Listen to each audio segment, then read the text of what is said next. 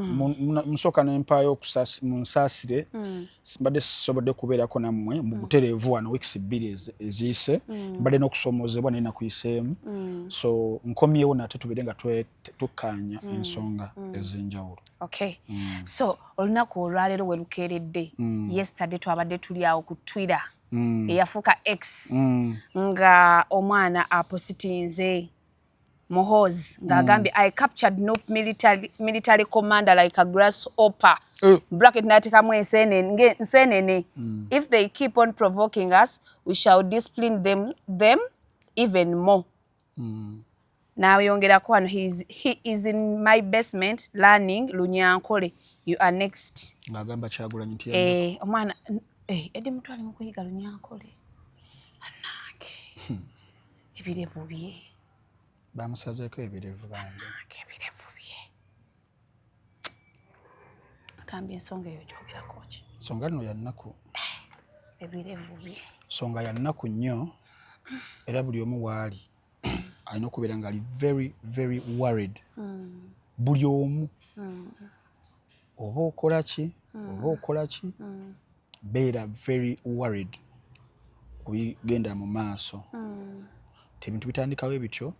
era byatandika ng'ebyokusaaga mukulu ng'atandika okuweereza ku mukutu gwe gwa X ng'ateekako obubaka obwo bwali butiisatiisa ojjukira we yatiisatiisa n'agamba nti Besigye waaviira mu kkomera agenda kukomerawo mu coffin. N'agamba yeetaaga omutwe gwa Kyagulanyi ku lusaniya. N'agamba agenda kusalako ensigo ez'omubaka Ssemujju Nganda azaagala testicles. So abamu ne balowooza nti ayogeramu bwogezi but on the other hand bingi ebikolebwa eyo baana bangi essaawa zino abali mu kubuzibwawo okuva akalulu kali bwe kaggwa nga tetunaba nakagendamu abaana abaakwatibwa ne basibibwa abamu bakyali mu makomera abaafa abaganda baffe bassentamu baafa n'abalala bangi abazze bayiwa omusaayi olw'abantu bwe batyo. Kyobalaba ntandikiddeawo nti buli omu waali beera ng'oli mweraliikirivu. Buli omu waali no one is safe ssaawa zino. Twali tulowooza nti ffeffekka abali eno be bagenda okuba nga banyigiriza naye era omukulu y'omu era ku mitimbagano gye abadde ajja awandiika obubaka nga n'abamu ku bye twaligambye abakolera taata we nabo nga bali mu mbeera ya kubatiisatiisa. Atiisatiisaako ko omukulu gwe bayita Erweru n'amugamba ajjamu kuba obugulu obwo oba butereere n'amuyita amannya amalala n'ebiringa ebyo. So ssaawa zino tewali muntu ali safe. Eggwanga lyaffe of course liri mu buwambe. Institutions ezisinga zonna ziri mu buwambe. Tewakyali institution n'emu gye tugamba nti yeetengeredde eri independent nga bwe kyali badde mu democratic institution oba democratic country ng'eggwanga Uganda. Ekisinga okwennyamiza nti institution ng'eyo ey'amagye amagye ebibeera ng'ensi si ya military mu butereevu because tulabeko ko Idi Amin Dada we yali amaze okuba nga awamba Milton Obote yali amaze okuba nga ajjawo constitution mu 66. Amin ye yalina obufuzi nga bubwe buli personal nga tewaliwo institution n'emu yonna ekola. It was a military government era nga alina State Research Bureau yakolanga emirimu SFC gyekola. Awo osobola okugamba nti government y'omukulu yali military. It was a military government.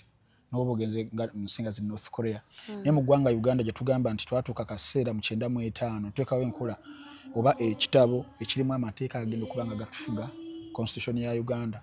Tugenda mu 2005 tukomyayo ebibiina by'ebyobufuzi nga bigenda kukomawo bibiri nga bivuganya n'ebintu ebiringa ng'ebyo okubeera nga tebigobererwa. Amagye for example nti mu 2005 twali tuli mu kukola ennongoosereza UPDF Act baasalawo amagye ganaabeerawo gatya ganaafugibwa gatya era ne bagamba nti omuntu yenna nga mujaasi any army officer talina kweyingiza mu nsonga za byabufuzi pozi nga alitayalinze era wanaabeera nga akikoze ne bateekawo ne process egy'okugobererwanga omuntu oyo akangavvulu kati nnaku nnyo nti no aduumira amagye the CDF yali mu kubeera ng'akola ensonga zino okuba nga apasekyutinga bannabyabufuzi abayambi baabwe abawagizi baabwe ate n'abeera nga talina nansa okutuuka nti atuuka kaseera n'abeera nga akyeyagaliramu ng'alaba kiryokko kikola kiryokke twalirowoozezza nti nno munnange omukulembeze oba chief of armed forces yali badde nga atuyamba kubanga aziiza bulabe oba balaba bayinza okuba nga balumba eggwanga lyattu weebityo kugenda mu ntalo singa wabeerawo obwetaavu nga waba afunye victory kyayinza okyewaaniramu naye chief army officer CDF okuba nga asobola okwewaanira mu bikolwa ng'ebyo eby'ekitiitiizi nti okutta omuntu instead of nti waba alina omusango agende mu due process amateeka gamulamule nga constitution weegamba nga taata we ebintu byeyalwanirira because ebyatwala taata we mu nsiko byali ensonga ezo zeyagamba nti obukulembeze obwali buvuddeko obwamini ne Obote bwali bujjuddemu ebikolwa ng'ebyo byokutwalira amateeka mu ngalo n'okufugisa eryanyi weebito taata we byamutwala mu nsiko mu 81 era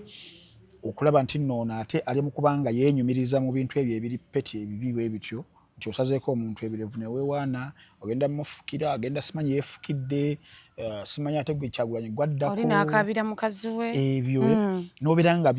byowuliramu emirembe ne pride nobeera nga oli proud of that kintu kyennyamiza nnyo nnyini ddala eri yabeera akikoze wabula njagala nkutwaleko emabega nga nkujuliza ebbaluwa ya David Sejjusa. David Sejjusa zali ennaku z'omwezi ndowooza nga 28 April mu mwaka gwali gwa 2013 ebiseera ebyo yali chief coordinator of intelligence services mu ggwanga erya Uganda era nga yawandiika ebbaluwa eyali yeemulugunya ku project gye yatuuma Muhoozi project. Ebbaluwa eyo nno ng'agisindikira yali agisindikira yali director general wa ISO ebiseera ebyo yali mwami Ronnie Balya yali yakabeerako okuva 2016 paka 2014 we yavaako then yamutwala n'abeera ambassador wa Uganda Southern Sudan. Biki ebyali mu bbaluwa ebyo? Ebyali mu bbaluwa ebyo bye bitutuusizza mu kaseera kano ketulimu nti baabitulabulako. David Sejjusa mu bbaluwa eyo gye yawandiika ng'agamba Director General ISO akola okunoonyereza olw'ensonga yagamba nti waliyo abali mu magye abakulu ne ba government officials abaali batayagala nkola oba abaali bawakanya enkola eya Mwami Museveni gye baali bategeddeko nti agireeta ey'okubapaatiikako mutabani we nti yagenda okubeera president wa Uganda addako. Okusinziira ku information Mwami David Sejjusa gye yali akuŋŋaanyizza mwali mulimu amannya ag'abantu be yagambako mu bbaluwa eyo babeere nga bakuumibwa olw'ensonga nti yali akizudde nti abo be bamu kubali bagenda okutagetinga olw'okuba nti nno tebaagala project eyo egende mu maaso. Era n'agamba nti waliwo olulumbu olugenda okugenda ku Mbuya Barracks naye nga luteeketeeke nga baagala okuba nti nno beekwasa nti Namukasa gundi babeere nga babateekako emisango egyo n'abamu okuba nga bagenda kuttibwa. Mugamu ku mannya ago ge yawaayo kwe kwali erinnya lya Aronda Nyakairima yaliko n'agamba nti oyinza okufuna obuzibu. Kwaliko erinnya lya yali prime minister Amama Mbabazi yaliko. Kwaliko erinnya lya Katumba Wamala nayo lyaliko ne Sejjusa yennyini lyaliko.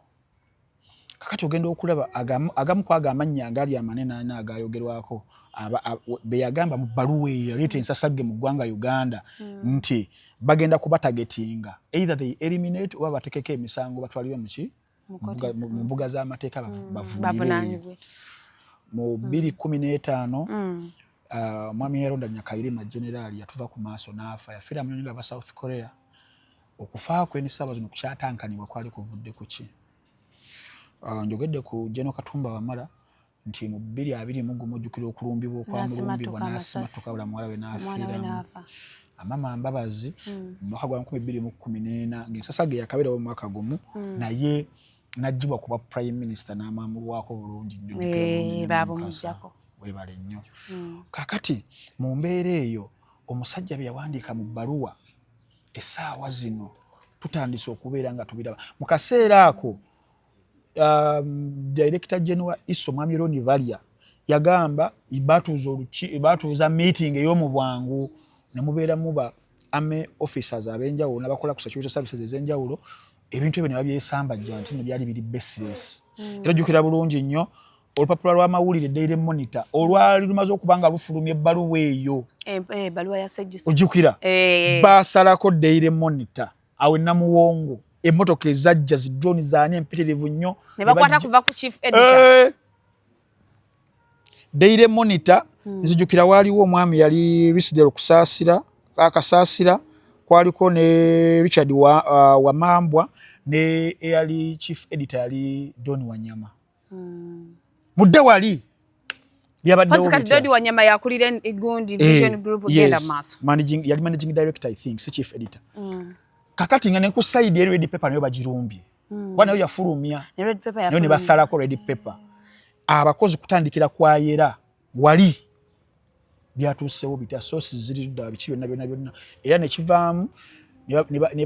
ne bagana okuliviringa source mu kaseera ako n'engeri gye bafunamu baluwa eyo na biki, then bafuna court order nejjira waawo. Court order ng'eragira Daily Monitor eggalwewo, Daily Monitor neggalwawo, KFM neggalwawo, Dembe neggalwawo, red paper neggalwawo. Era ndowooza babigulawo after some 10 days. Sejjusa olwo nga naye amaze okuyitamu, yategeera ati nno wano bimaze okuliikinga n'akola ki? N'ayitamu n'agenda e Bungereza. Abasinga ndowooza abagoberera ebyobufuzi mujjukira embeera eyo yaliwo. Now, David Sejjusa mu bbaluwa ye bye yali atuwooningako ne bajjenero abamu naddala abali historical abali mu NRA ne ba officials aba gavumenti nga bamwami Patrick Amama Mbabazi bye baali basinga okubanga batya. Lwaki baali ba opposing the Muhoozi project bye tuli mu kulaba mu kaseera kano ng'omwana amaze okuyita mu ranks aziyisemba mwadde rank esembe ya generali nga n'essaawa zino obuyinza engeri eggwanga Uganda gye lifugibwamu essaawa zino oyinza okulowooza nti lifugwa first family yonna. Mwami Museveni alina orders zaawa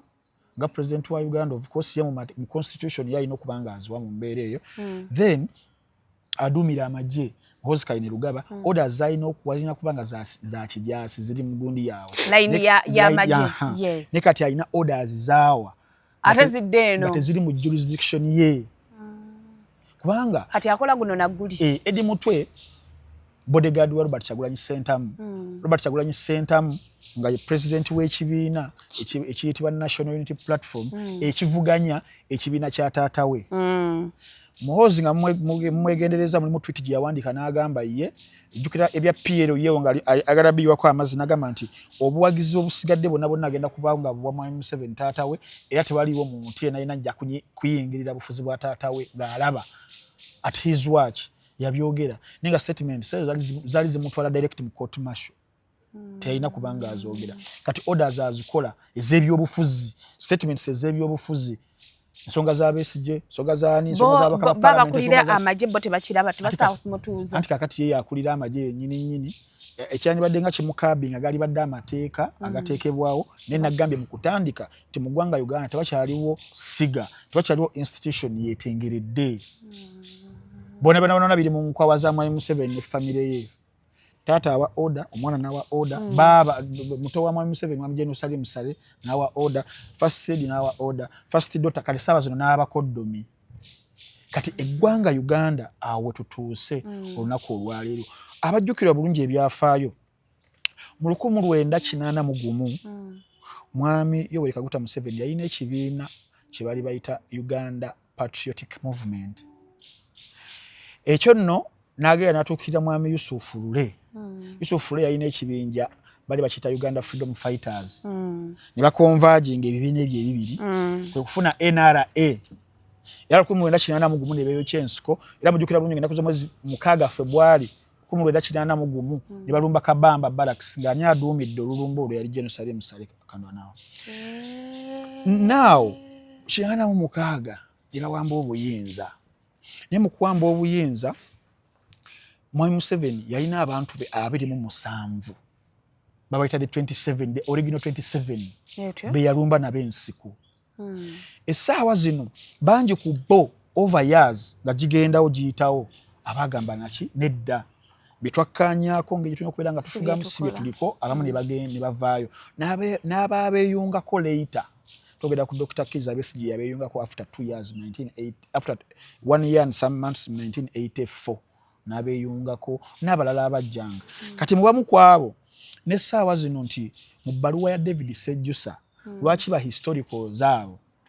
kwa bbaluwa ye kugamba nti ba historicals abamu abali mu NRA they are opposing the MK project era mu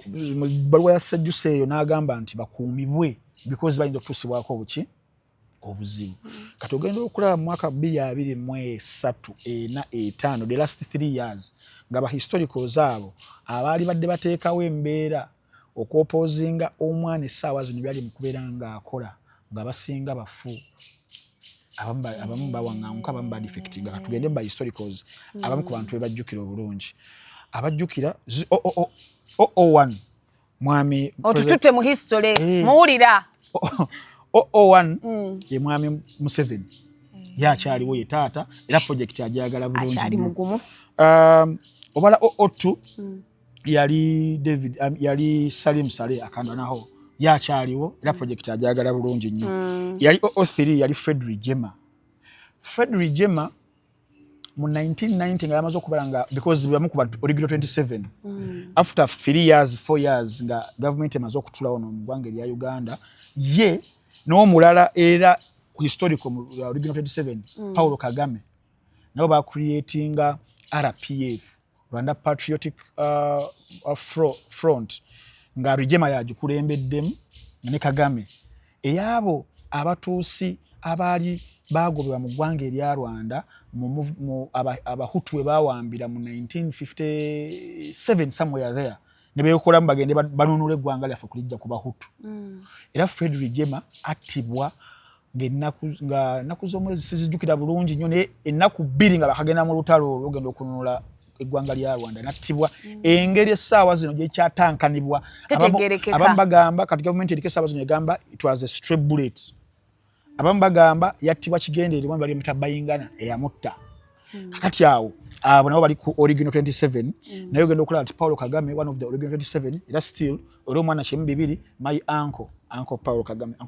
kitegeeza kati kwabamu kwabo alina support ya Kagame alina support ya taata we alina support ya General Salim Saleh kati abalala abaddako awo kuba historicals betwogerako Aronda Nyakairima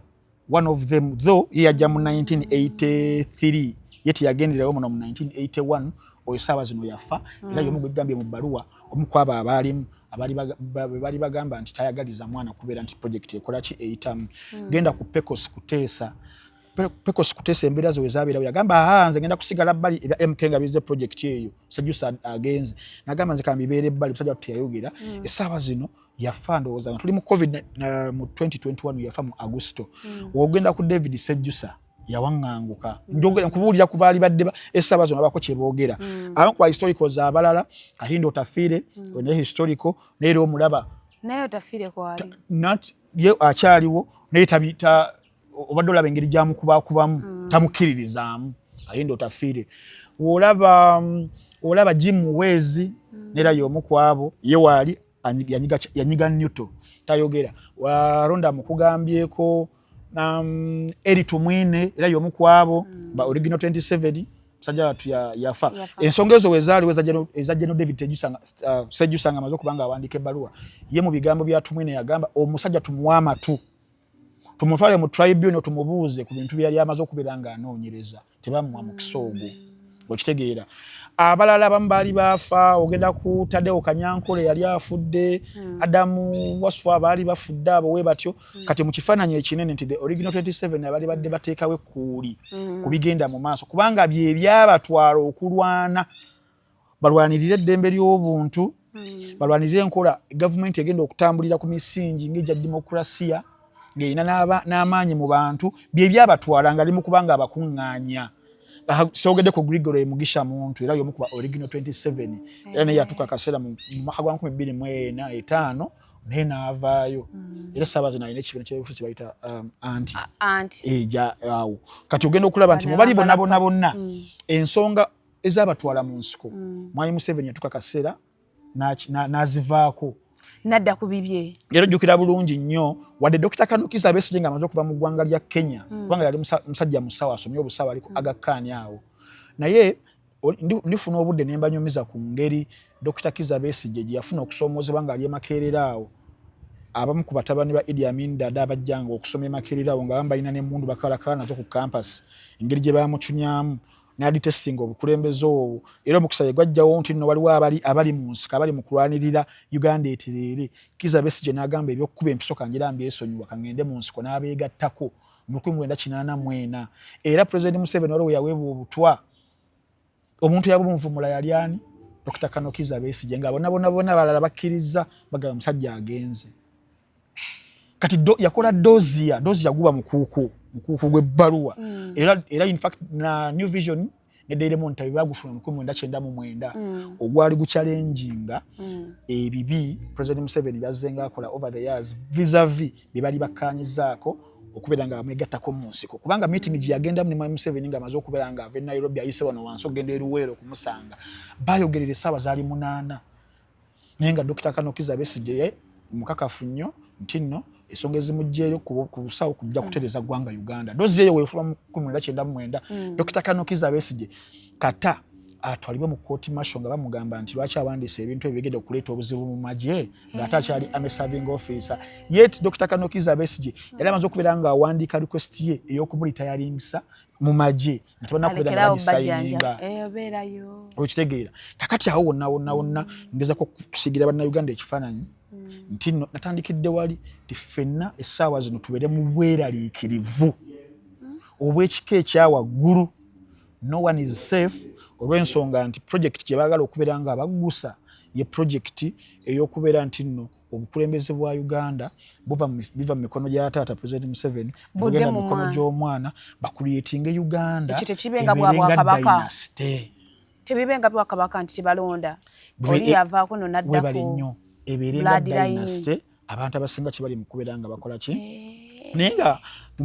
mu mazima agaliwo nti ebyo byawandiise abiwandiise naye ekisinga okuba nga kyennyamiza nti amakubo amatuufu weegali nsinga Namukasa obeera ozizza omusango oba ntambi nga nzizza omusango weegali agasobola okuba nga gatutwalibwamu tubeere nga tuvunaanibwa there is no way wogenda ku abductinga mwana wa muno edi mutwe n'omwabudakitinga n'omutwala nemusooka ne mumwegaana then n'okomawo n'otugamba nti omulina mu tokya kyembayo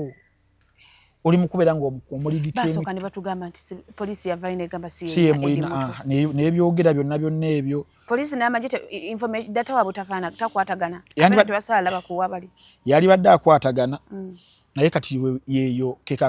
akabi ketulimu mu ggwanga erya Uganda nti institutions amateeka byasizinga okubeera nga bikola mu ggwanga erya Uganda baagala okupushinga Munnayuganda ku limit naye aga Katonda mu ggulu nga njogerera wano ebigambo bino ng'ennaku z'omwezi 2 May 2025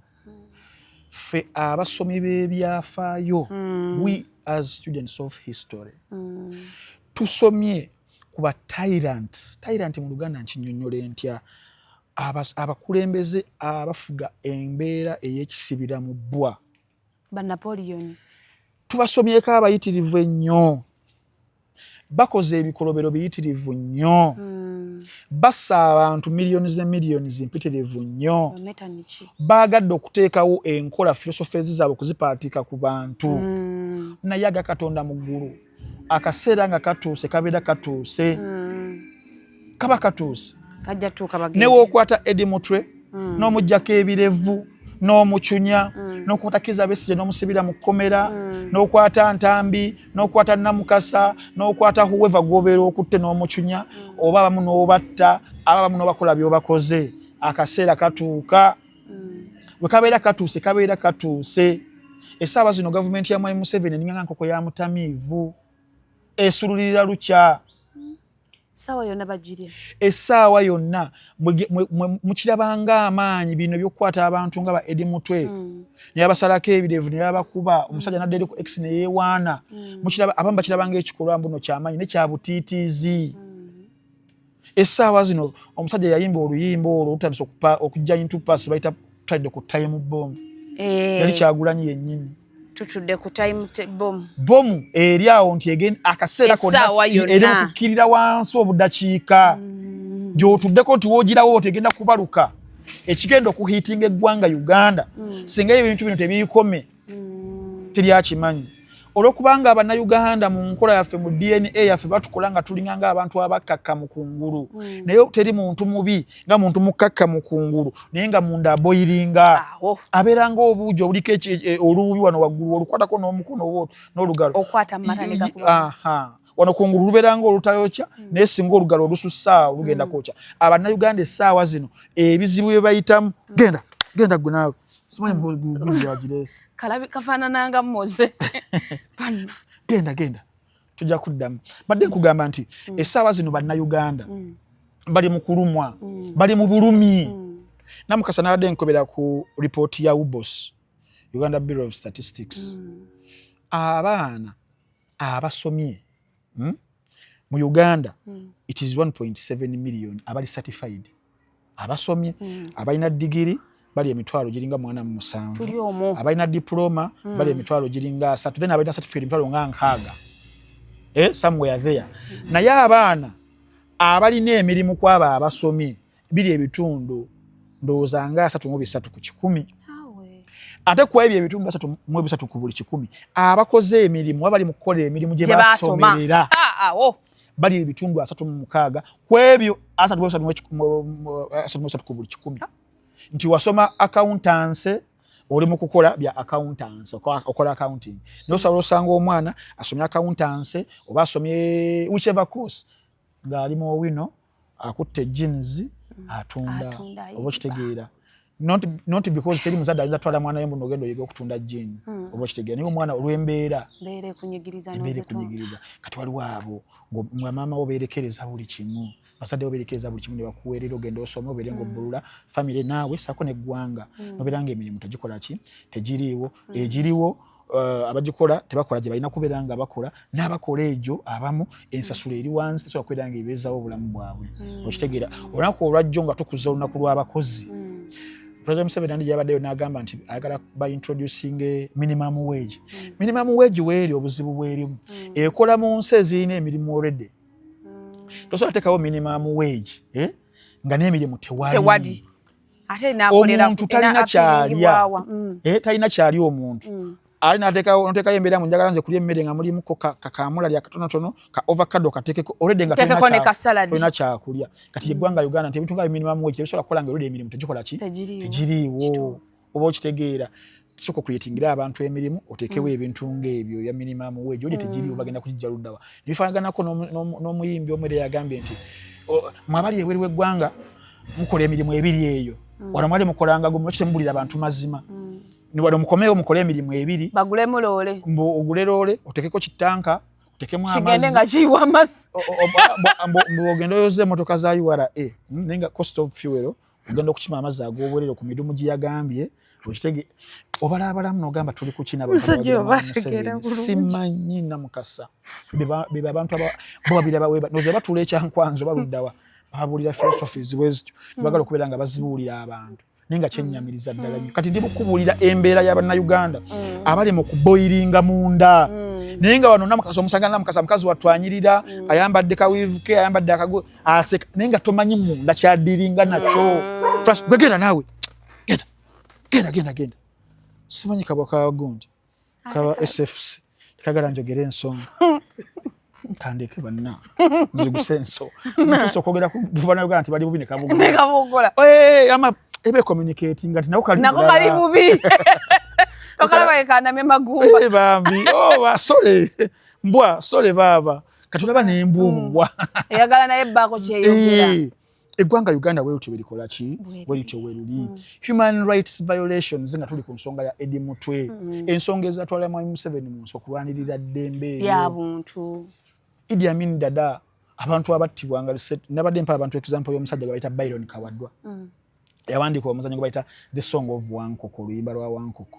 ng'ayogera ku bukulembeze bwa Idi Amin Dada obwalimu n'okutulugunya n'okutta abantu yamala okuguzanya mu ggwanga lya Nigeria yali yakakoma ku National Theatre ng'abakuza ng'asanze Muzeeyi Kagatto balya n'enseekeezi drone gya Idi Amin n'abajasi ba State Research Bureau yamuteekamu munda wayitawo ennaku 2 bamusanga Nammanve ng'afudde kati ebimu ku bikolobero bya Idi Amin bye baakola Mwai Museveni abadde ng'ajja ebimu abikola naye nga tabikola mu lwatu bingi bibadde bikolebwa naye nga tebikolebwa mu lwatu naye kati essaawa zino n'ensonyi zibavuddeko nti bakwata omuntu teyamututte mu mateeka mu mbuga ogenda okulaba weekanga bifaananyi ku X mbu twamusazeeko n'ebirevu ku ki yazzizza musango ki tulina okubeera nga weebuuza so mbadde gamba ffe nga bannabyafaayo tusobye ku bakulembeze bonna naye endi abo bali tyrant naye endi yaabwe tebadde nnungi ojjukira omwami eyali amanyiddwa nga Adolf Hitler Hitler afuga ndowooza 1933 paka World War II eggwa 1945 Hitler yatta waliwo bali bayita the Holocaust yaliwo 1941 paka 1945 myaka ena Holocaust kigambo kya Luyugo kya Greece mu Luganda kyeki gwe Muzeeyi Greece mu Luganda kyeki Luyonani kigambo kya Luyonani it's a Greek Holocaust kitegeeza a burnt sacrifice yakwata zaali miliyoni z'abaju 6 n'agattirako miliyoni z'Abaromani n'agattako abantu abaali abalema disabled n'agattako n'abantu abaali ba political descendants in total abantu miliyoni 13 n'abatta ng'abookyezza kibayita Holocaust teyakoma okwo waliwo tweyo yennyini miliyoni z'abantu 7 abaafa naye nga yali awakudde olutalo olwo Hitler teyakoma okwo n'akola forced labor ne concentration camps empitirivu ennyo bino byowulira mbu nno yabadde mu basement yange they are the modern day concentration camps abakulembeze nga bamuwozi babeera ne basements eza torture chambers nga ziri waabo naye omanye engeri Hitler gye yafaamu Hitler yeewa empeke yali ya cyanide empeke eyo teyamumalira ng'ayagala kwetta teyamumalira naye kuba ekyasi mu mutwe ng'olutalo lumulemeredde namukasa omusajja owokubiri baali bamuyita Joseph Stalin oyo yali mukulembeze wa Soviet Union okuva 1924 paka 1953 Hitler bye yakola ne Stalin bye yakola Stalin yenye kyakola bali bakiyita Holodomor famine 1932 paka 33 n'ateekawo enjala eri deliberate what we call deliberate famine bali bakiyita Holodomor famine era abantu miliyoni 3.5 ku miliyoni 6 ne bafa enjala Joseph Stalin teyakomaawo n'akola kye bayita the Great Purge 1936 paka 38 Purge abalaba abatera okulaba movies ku munno wachi kuliko movie gendo ojo bagita the Purge day olunaku olwo nga woba olina ekiruyi ku muntu baluteekawo nga public holiday nga olaba lebadde saawa 24 wobeera olina ekiruyi ku muntu omulumba n'omutta tebagenda kuvunaana nti woba olina ekiruyi ku mmoze nga badde akusasula bubi mulumba kwolwo ne lujja mu Uganda tulinza okutta waliwo bano ba YouTube abakumanyira n'okitegeera nti kibeera ekyo kikyala ng'ogera n'akabalangu saawa 2 mwezo munya nedde ekyo yerusa kyerusi n'ekikono okyerusi tweyongereyo so yakola the Great Purge eyo in fact millions emitwalo gy'abantu gyalina 8 abaafa oyo yali Joseph Stalin omukulembeze omulala amuyita Mao Zedong yali wa People's Republic of China 1949 paka 76 one yakola kye bayita Great Leap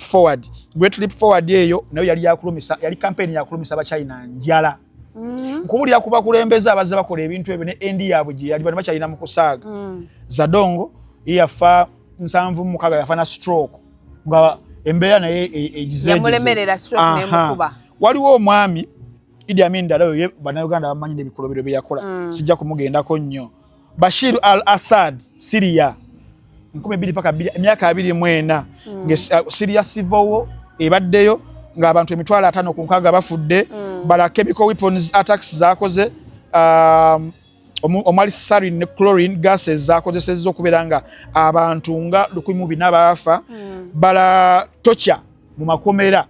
n'ebintu ebirala biyitirivu nnyo balo bombs ze yakola. Then Robert Mugabe of course naye engeri yakomekereza mu mwagiraba genda ku Gaddafi lakuba ebintu bya Gaddafi bibuzabuzaamu ko abantu buli omu alina sentiments ezize naye kyengezaako okugirayo ekifaananyi ekinene nti we've had leaders tyrants abakoze ebintu nga muhozi bali mu kubanga bakola essaawa zino naye endi yaabwe teyali nnungi. N'olw'ensonga eyo nti wakati mu kwagala okubeera ng'oyagala okulaga amaanyi ng'amaanyi oyagala kugalagira mu kubeera nti nno amateeka agafuga eggwanga agaliwo ogatyobola okutuuka ku ssa eryo oba okwatira omuntu n'omusalako ebirevu n'omucunya n'obeera ng'omukozesa ng'ekyokuzanyisa nti yagambye muno yiza abakuba ebikondo bakiyita batya gwe mukiyita muty ekyo ebikondo kino kintu bakuba bakiyita batya punching bag yagambye mbu mukozesa nga punching bag adi mukoterekera Kyagulanyi mu bikonde edi mutuga bakubamba bati si ayina olubuto kati wobeera nga ebyo bintu byoli mu kwenyumirizaamu Namukasa Kyannaku nenga kyenyinza okugamba wonna byonna banaye mu bikole naye akaseera kagenda kutuuka. Bannange Mwami Museveni ne mutabani wo temutestinga bannayuganda kutuuka ku kino ekimala Mwami Muhoozi enensi temugenda kugikungula tebalinaako mugabo. Nagambye omuntu ejjo nti buli munnayuganda ng'azaaliddwa Namukasa n'obeera ozadde omwana essaawa zino omwana oyo gw'ozadde omugabo gw'alina ku ggwanga Uganda gwenkanankona nawe maama wo. Tewaliwo muntu mu ggwanga Uganda alina mugabo kusinga munne, tewaliiwo. Temugenda kweteeka mu kaseera kakagala kulaga bannayuganda mbu Uganda yo yammwe kyaggwa. Uganda si yammwe, Uganda yaffe ffenna. Ebintu ebyabatwala mu nsiko byebiriwa byebyo abannayuganda abattibwanga bino bya nkola ya kubba bululu, nkola ya nguzi, nkola ya nepotism. Ate essaawa zino mubeera mutya nga muli mu bikubisaamu emirundi egisukka ne mu 3. Bannange tweddeko at least ekiba kiganye tubeeremu ak'obuntu. Tuzadde abaana mugenda kusiga obukyayi katuli mu mbeera Namukasa Uganda okubeera nti tulina ethnicity groups empitirivu nnyo. Ogenda kusanga essaawa zino ng'omwana oyo edisebuwufu omwana Omuganda omuntu amutulugunyiza gwe Muhoozi Kainerugaba ogenda kuteekamu sentiments endala mu bantu babeere nga bakyawa abantu abalala batalina buzibu. Tudde mu tribalism gye tutayagala kubeera nga tuddamu. Era mu luyimba lwa Kyagulanyi lunalinnyonnyolako yagamba nti no, I am not your enemy, totunuulira bubi. Olutalo lwe tuliko lwansi lwa ggwanga kulitereeza tulina kubeera lw'amawanga nti nze Omuganda nkyawa Omusoga oba Omuganda nkyawa Omunyankole. Naye abantu bano bagenda ku representinga bubi abantu abo embeera ereme kubeera nga yeewalika. Be tutalinaako buzibu mudde ku baana ba bannammwe omwana eyazaalibwa omuntu omukwate omutokyalinze mu mbeera eyo omuggyeko ekintu ekiki eky'obuntu dignity yo ng'omusazeeko ebirevu atalina kyakoze musajja wattu. Naye ng'ate mugamba mwatereeza systems weezirimu oyo twebagamba institutions zikola bulungi nnyo era muzeeyi yasinga tumwongere n'akalulu. Essaawa zino ekibuuzo ekisinga okubeera nga kikulu Eddie Mutu yazizza musango ki? Waba yaguzizza fine, then waliwo due process. Olaba ne wobeera osse muntu tewaliwo omuntu alina lukusa lukubeera nga lukujjawo unless nga kooti esazeewo. Era ne bendaba bali ku misango gya madda ne bamuwa ne beyiro. Weebale nnyo. Ly'eggwanga eririna amateeka. Wembeera nzizizza omusango ntwala mu due process. Oleeta obujulizi obunnumika nti nakoze omusango ogwo kooti wekizuula ne bukubamu nga butuufu mpeebwa ekibonerezebwa ekiŋŋwana. Si bya kutwalira amateeka mu ngalo Mwami Muhoozi olw'okuba olina ebyambalo ebya ssente y'omuwi w'omusolo n'obeera nga bye weeyagaliramu n'obeera nga gw'ofiiringa proud tino namutuusizzaako kino. Bye muli mu kusiga abaana bamwe bagenda bikungula n'abazzukulu. Omusajja bamuyita Jay-Z yaluyimba mu luyimba baluyita New Day nga line Kanye West album ye bagita The Throne. N'agamba nti sins of our fathers make our lives 10 times harder. Ebibi by'abataata baffe bireetera obulamu bwaffe okukaluba emirundi nga 10. Kanawe imagine Mwai Museveni ebintu yakoze bannayuganda byonna kati essaawa zino n'emboozi zaayogera oziwulira ngenda wa Yesu ngenda wa Katonda ngenda balekera Uganda zeze emboozi zaalimu ne kakati abantu abalala bavudde mu ye manya obukyaya abantu bagenda obbabako nabo ate twaligambe kale ebibi byali byoli tumuleke ne kati nayo n'omwana oyagala kukwatira awo dde mu bintu byebimu ate gwe ate abaana boozadde n'abazzukulu bagenda kuwangaalira luddawa banaawaŋŋanguka babeere luddawa buli muntu alina kubeera waabwe ne bannayuganda ssaawa zino abali ku byeyo tebali ku byeyo muno baagala nnyo wadde ensi ezo nnungi okusinga Uganda naye tebali kintu kirungi okusinga waka bagenda noonya kawogo bagenda kunoonya kasente bajje batereeze ewaka kati mmwe abamwe bagenda kuwangaalira luddawa nga musiza obukyayi bwe buti ku bannayuganda abannayuganda bazizza musango ki be baggyemu ssente ne ssente zibabeezezzaawo tujjukire we baali Munnayuganda gwe atunda ekikomando gwalina kati golina saaluuni bakukana omusimbi misolo sente ne zikuŋŋana nga mpitirivu ne zibeezaawo abantu abo gye babeera the cost of our taxpayers money ezibeeza abantu mu position ze balimu amamundu ge bagula ebyambalo bye bagula ne babikozesa against bannayuganda kitalo nnyo tuli mu kaseera kabi buli omu gyali beera mweraliikirivu naye mu kubeera obweraliikirivu abaganda balina olugero olulala olugamba nti obulebevu bw'olujegere ge maanyi gaalwo temugenda kulowooza nti no bannayuganda because muli mukola all these atrocities tebalina kye basobola kubanga bakola ne muddeyo ne mwewaana ne munywa omwenge gwe munywedde ne mugamba abo twabamaze kasa twakutte gundi kasa twatta gundi kiwedde ekigenda okuva eno wansi olaba onyigiriza nnyindo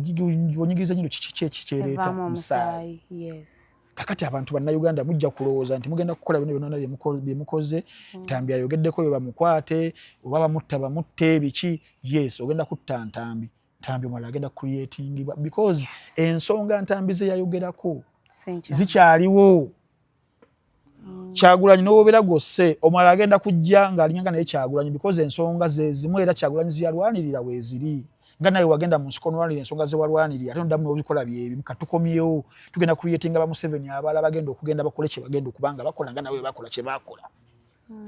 ge mazima ze kubuulira ebyafaayo nga student w'ebyafaayo kubuulidde engeri gye bajja mu buyinza bye bali bajja okulwanirira ebyatwala bali abakadde ate kyewuunyisa nti n'essaawa zino bye bimu bali mu kubeera nga bakola ki nga bakola so sitwaliyagadde bannaffe mutujjemize titwaliyagadde kutuuka mu mbeera gye tutuukamu ssaawa zino naye nga King Sawa yayimba bannange ekimala namukasanzikiriza nkomaawo kati mpulidde leero waliyo okusaba balinayo olukuŋŋaana ku NUP togenze bebino ebyambalo byenyambadde the beards were the first thing the boys removed after he finished crying and urinating yafuse nofoka if you see Eddie's head now he looks like an egg totally clean bamusaze n'enviiri byonna byogere Eddie started crying as soon as the boy grabbed him. His Runyankole is improving these days. Kabobi is our boxing match still on. I can release Eddie now. It will be unfair to me and him. He's learning Runyankole and we are both training for Kabobi. Eddie is looking very smart these days. The boy have turned him well. He salute Muzei's picture every day before breakfast. Akubira ekifaananyi ky'omukulembeze salute buli kumakya. Next is Kabobi. I've never joked in my life. I don't know why people think the tweets are jokes. I haven't started. I still have to crucify him learning Runyankole. Tambi tokaaba tukole.